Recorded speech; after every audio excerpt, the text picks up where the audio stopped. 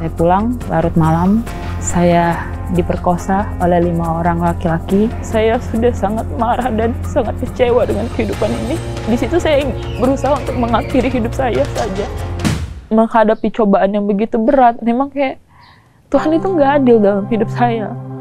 Merenggut semuanya, keluarga, kehidupan yang harmonis, bahkan masa depan saya, cita-cita saya. Orang tua saya bercerai dari usia saya 10 tahun. Di situ ayah saya terserang stroke dan tiba-tiba saya menjadi tulang punggung keluarga. Dan saya yang pergi bekerja dari pagi sampai malam. Dalam satu hari itu saya bisa mengerjakan 3, 4, hingga 5 pekerjaan. Paginya saya bisa mengirim koran. Setelah mengirim koran saya berdagang asongan di lampu merah dan mencuci piring di warteg atau di rumah-rumah makan.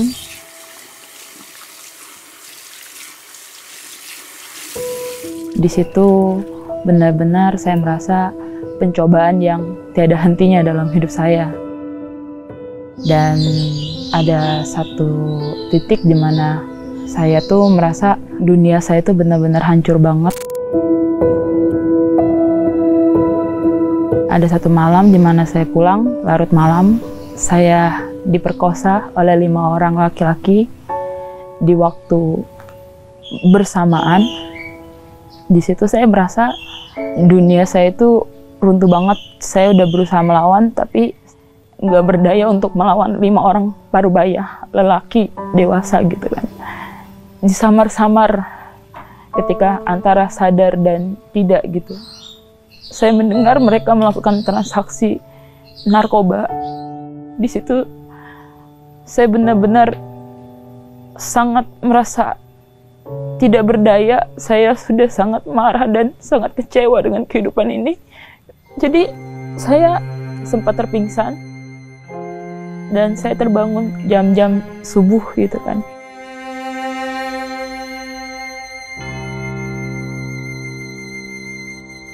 Dan saya mengumpulkan tenaga saya, mengenakan kembali pakaian saya. Nggak jauh dari lokasi saya dilecehkan, ada sebuah jembatan. Di situ saya berusaha untuk mengakhiri hidup saya saja. Karena saya merasa diri saya ini sangat tidak berguna dan sangat kotor, sangat hina, sangat tidak layak lagi. Sebelum saya melompatkan diri saya berdoa kepada Tuhan. Tuhan, saya sudah tidak kuat untuk menanggung tanggung jawab ini. Saya hanya minta tolong jaga ayah dan adik saya saja. Dan setelah saya mengucapkan itu, saya menjatuhkan diri saya ke jembatan itu.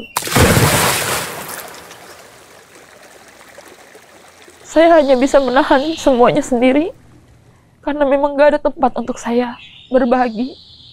Menangis setiap malam sendiri, membenci diri sendiri setiap hari, menganggap diri sendiri seperti sampah setiap hari.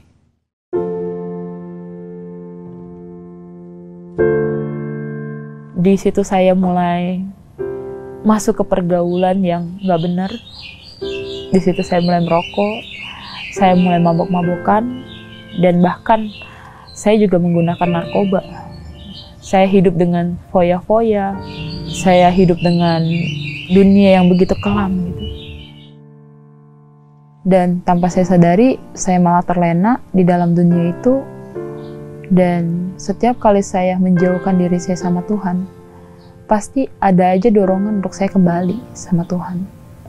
Seperti yang saya mengalami benar-benar tersusun kembali puzzle-puzzle saya. Itu ketika saya bertemu dengan salah satu orang yang melecehkan saya di usia 13 itu.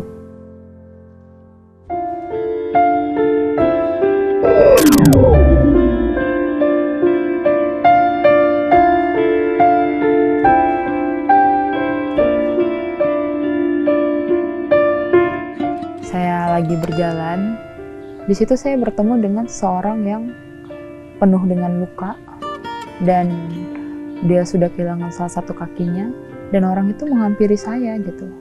Dan dia meminta maaf sama saya, dan ketika saya melihat wajahnya, saya tahu siapa orang itu gitu. Karena saya nggak mungkin melupakan orang yang udah menghancurkan hidup saya. Waktu itu saya hanya sibuk nangis ya, habis saya nangis. Ketika saya sudah kembali lega, saya bilang sama orang itu, yang berlalu biarlah aja berlalu. Dan di situ saya mengambil keputusan untuk mengampuni orang itu. Dan di situ saya langsung nangis sejadi-jadinya, kayak terkilas balik lagi dalam otak saya. Dan di situ saya baru menyadari betapa besarnya kuasa Tuhan di dalam hidup saya. Di situ saya mulai kelas balik, oh iya ya, waktu itu saya mencoba untuk bunuh diri juga, saya bisa selamat, itu suatu mukjizat. Ketika saya dalam segala mara bahaya, ketika saya menghadapi segala cobaan, selalu ada mukjizat. Kemana saya selama ini? Kenapa saya begitu buta untuk melihat betapa baiknya Tuhan? Kenapa saya harus kecewa oleh manusia gitu? Kan jelas-jelas saya ini punya Tuhan untuk saya bersandar.